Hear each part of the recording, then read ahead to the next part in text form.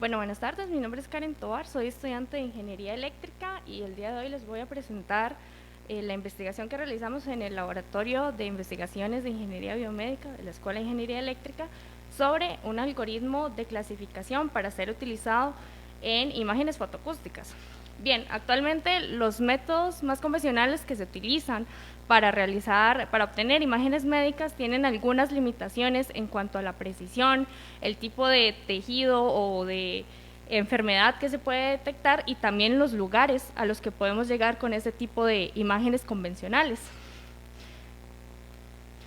Es por esto que en los últimos años se ha utilizado la espectroscopía fotoacústica, que es una técnica para obtener imágenes a través de la detección de la energía electromagnética que absorbe un tejido mediante la detección acústica. Es decir, si vemos la imagen aquí de la izquierda inferior, podemos ver que lo que sucede es que se le inyecta al paciente un agente y este agente se excita mediante luz, un láser puede ser, y a través de un ultrasonido se obtienen señales fotoacústicas. Eso se puede traducir en, como vemos a la derecha, en una imagen que nos dice en qué partes está ese agente, que eventualmente serían las lesiones de interés. Esta técnica es menos invasiva y nos puede dar más precisión y también se pueden llegar a lugares que las imágenes médicas convencionales usualmente no llegan. Algo importante de esta técnica es que los agentes de contraste son vitales. Entonces, ¿qué son los agentes de contraste? Los agentes de contraste es el material o el líquido que se le inyecta al paciente en la zona de interés a estudiar. Como podemos ver en esta imagen aquí abajo, las imágenes fotoacústicas que utilizan agentes de contraste nos pueden brindar más precisión en cuanto al tamaño de la lesión, que puede ser, por ejemplo, un tumor, el tejido afectado, y lo más importante, también nos brinda información de cómo va evolucionando ante un medicamento o ante un tratamiento. Existen agentes de contraste externos, que son los que inyectamos, sin embargo, también hay agentes de contraste internos. Esos son los que están en nuestros cuerpos, ya sea sangre, melanina, lípidos, ácidos ribonucleicos, es decir, que cuando nosotros estamos detectando la imagen mediante las señales fotoacústicas, no solo va a vibrar el agente que inyectamos, sino que también adentro hay una mezcla de sustancias de nuestro cuerpo que están emitiendo una señal también. Y eso nos lleva a la pregunta, ¿cómo podemos diferenciar correctamente esos agentes de contraste? ¿Y por qué esto es importante? Porque no queremos confundir un agente interno como un lípido con tal vez un tumor. Entonces es muy importante diferenciar cuál fue el agente que yo inyecté del resto de los agentes para detectar muy bien dónde está la lesión. Bien, actualmente se conoce el comportamiento que tienen los agentes de contraste por separado, es decir, si solo hubiera un agente de contraste en el cuerpo, sabríamos cómo se comporta.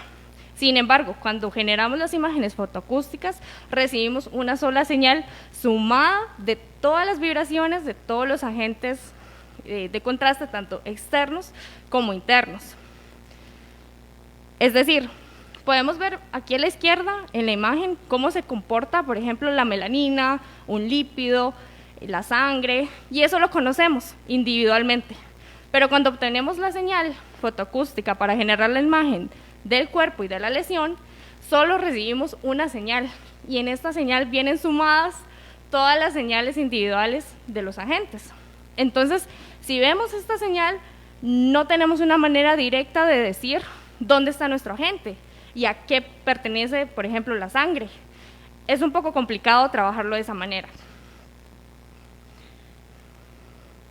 De aquí, nace nuestra propuesta, que es un algoritmo que cumpla al menos 3 principios. Primero, que pueda clasificar agentes de contraste externos, o sea, los que yo inyecto y los que me interesan, y los internos, los que ya tenemos en el cuerpo. También que el algoritmo sea automático, es decir, que no tenga una intervención humana para decidir. ¿Por qué decimos esto? Actualmente ya hay algunos métodos que se utilizan para hacer esta diferenciación, sin embargo, se requiere de alguna intervención humana, ya sea para seleccionar como las longitudes de onda y para tal vez predecir un poco la probabilidad de que mi agente externo esté en cierta zona. Lo que buscamos es que no haya intervención humana. Y finalmente, el otro principio es que sea generalizado, es decir, que yo pueda diferenciar tanto el agente que le inyecta al paciente de la sangre, o por ejemplo, si me interesa ver el comportamiento de algún lípido, también poder diferenciarlo de las demás sustancias que hay en nuestro cuerpo. En este sentido, diseñamos e implementamos un algoritmo en Python que se consta de dos partes. La primera es un análisis y una generación de la verdad fundamental, y luego la clasificación y el reconocimiento de las señales ya mezcladas. La clasificación y el reconocimiento va a depender siempre de esta primera parte de la verdad fundamental. Sin embargo, una ventaja computacional respecto a otros métodos es que la clasificación la podemos hacer en cualquier momento mientras los datos de la verdad fundamental ya los hayamos generado. Es decir, siempre que vaya a hacer clasificación, no es necesario que yo haga la generación de la verdad fundamental, sino que puedo generar la verdad fundamental solo en un momento y después correr solo esta segunda parte del algoritmo, lo cual es más eficiente computacionalmente. Bien, en esta primera parte del algoritmo, lo que queríamos es lograr caracterizar una señal de un agente. Ya sabemos cómo se comportan de manera aislada, pero ahora necesitamos que el algoritmo pueda caracterizarlo sin necesidad de una intervención humana. ¿Cómo hicimos esto? Bien, lo que hicimos fue encontrar los puntos de inflexión. Esto se hizo a través de una implementación de series de Taylor para encontrar los máximos y los mínimos locales de la señal, que son estos que pueden ver acá, donde la señal cambia de crecimiento. Luego se calcula un índice radiométrico, es decir, se divide el punto mayor entre el punto menor, y eso nos dice si la señal está creciendo o está decreciendo y en qué grado lo hace. Entonces ya puedo tener una caracterización de la señal. Por ejemplo, si ven en la imagen izquierda, vemos que esta señal azul, que es hemoglobina sin oxígeno, decrece en esta parte. Pero, por ejemplo, la verde, que es hemoglobina oxigenada, crece. Entonces yo ya tengo una característica que me puede indicar, ok, si la señal que estoy recibiendo está decreciendo, es más probable que sea hemoglobina sin oxígeno, porque ya sé que la otra se comporta como en un crecimiento. Entonces, esto me permite tener como una caracterización de cada señal. Cuando ya tenemos esas señales caracterizadas y yo ya sé qué comportamiento tienen solas, como les decía, lo que recibimos para hacer la imagen es una sola señal experimental que tiene las sumas de todos. Entonces, recibimos esa señal y trabajamos con una matriz tridimensional que representa el tamaño de la imagen, n por n, y unas longitudes de onda en las que se tomaron las señales fotoacústicas con el ultrasonido. Entonces, agarramos un solo píxel y empezamos a comparar con la verdad fundamental para encontrar la similitud entre los agentes. El algoritmo me va a decir, es más probable que este píxel sea de este agente. Entonces, ahí hacemos la clasificación. Cuando lo hacemos por todos los píxeles, podemos generar la imagen. Entonces, como ven en la imagen, todo está negro y aquí en el centro está morado, es porque el algoritmo me está diciendo que mi agente externo es más probable que esté en esta zona donde está el cuadro morado. Entonces, algunos de los resultados que obtuvimos, para obtener los resultados hicimos simulaciones de una verdad absoluta en MATLAB.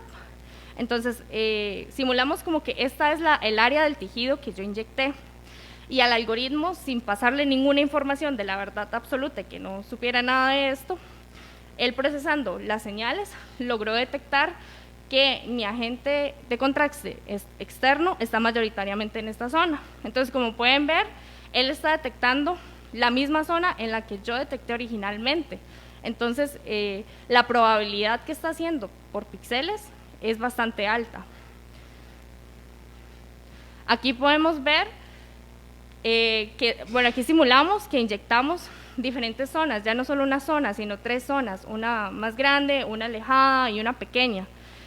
El algoritmo, sin tener nada de esta información, sino por sí solo, pudo detectar esas 3 zonas. Entonces, estas 3 zonas es donde el algoritmo me está diciendo, aquí es donde está el agente externo, el agente de contraste externo. Y como ven, el tamaño es como muy similar y la ubicación también.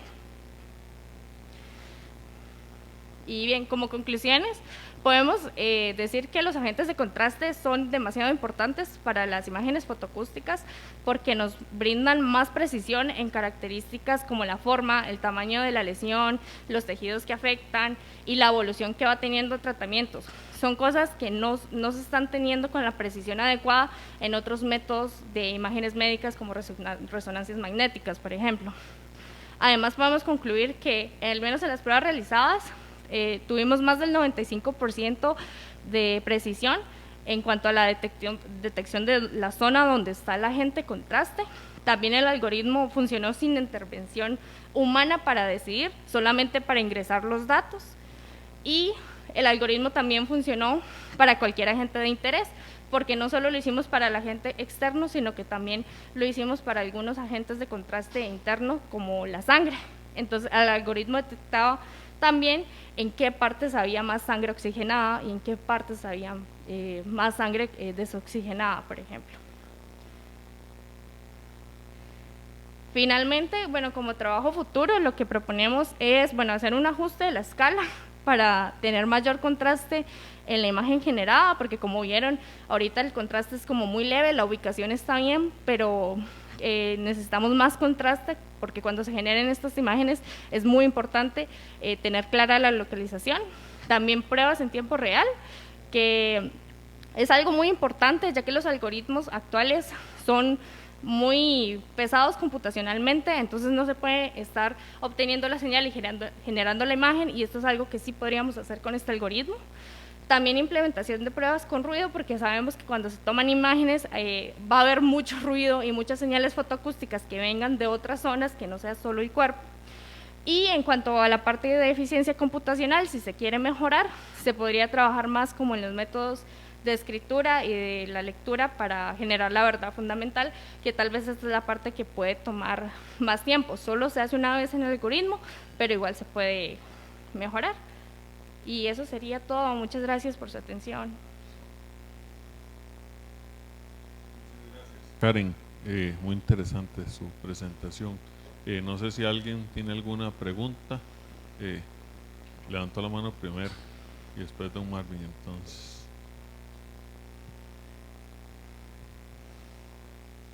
Primero, Karina, primero él.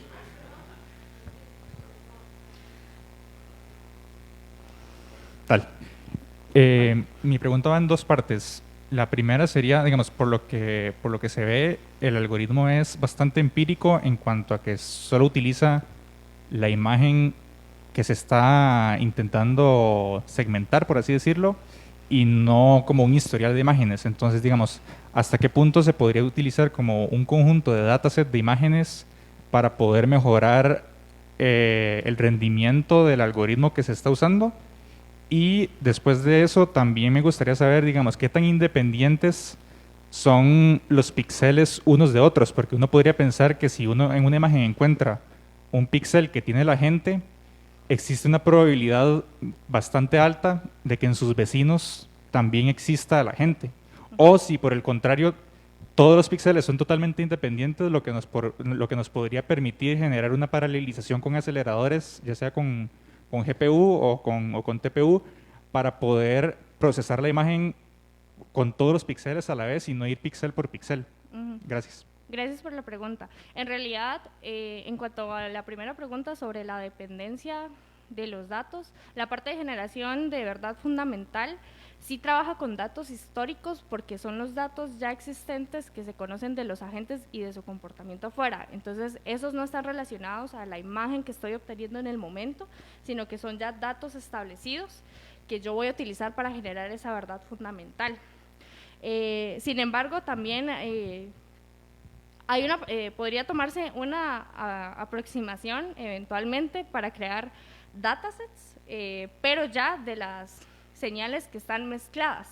Y eso se podría incluso implementar con algoritmos de inteligencia artificial como Support Vector Machine y redes neuronales, porque ya se tienen esos datasets, pero de las señales mezcladas, que ese es el gran problema. De las señales mezcladas casi no hay datasets y habría que simular la gran mayoría. De las señales separadas sí tenemos información y es lo que estamos utilizando. Ahora bien, respecto a la última pregunta, el algoritmo no tiene una correlación o una codependencia entre píxeles. Se utiliza un algoritmo simple de similitud, sin embargo sí es como un peso adicional que se le puede agregar, digamos que si un píxel es 90% agente externo, es muy probable que el píxel que está al lado también sea agente externo. Entonces sí es algo que podemos considerar para trabajos futuros, que es añadir ese factor de codependencia entre los píxeles. Don Marvin. Gracias, Karen, en primer lugar por tu presentación, que me pareció muy clara, muy interesante. Gracias. Y en realidad acabas de responder la pregunta que yo te iba a hacer, porque cuando presentaste el problema de las señales mezcladas, y por ejemplo que uno necesita hacer una clasificación sin intervención humana, yo inmediatamente pensé que es una oportunidad para utilizar algoritmos de aprendizaje automático. Entonces la pregunta era cuántos datos tenían o cuántos sería posible generar o sea, o si existe la posibilidad de generar datos para poder empezar a pensar en utilizar esos algoritmos. Gracias, profe, por la pregunta. Sí, en realidad es algo que ya hemos planteado en el laboratorio, de no solamente quedarnos con este algoritmo, sino también empezar a implementar inteligencia artificial. El mayor problema es que, como mencionaba, los datos que se tienen son sobre todo de las señales separadas, de este tipo de señales a la izquierda. Los que casi no se tienen son los de la derecha. Entonces, los que tendríamos que generar son estos datos de la derecha, que se pueden crear a partir de simulaciones donde yo sepa exactamente qué cantidad de cada agente existe y yo maneje muy bien la parte del tejido para saber cómo se comporta y crear un dataset para empezar a utilizar inteligencia artificial, porque ahora solamente lo que se cuenta es con estos datos, pero sí se puede generar esto, porque también hemos evaluado un poco la posibilidad de hacer el uso de redes neuronales generacionales, de GANs, para generar este tipo de señales. Hay algunos estudios que ya han empezado a hacer esta clasificación un poco con inteligencia artificial. Muchas gracias.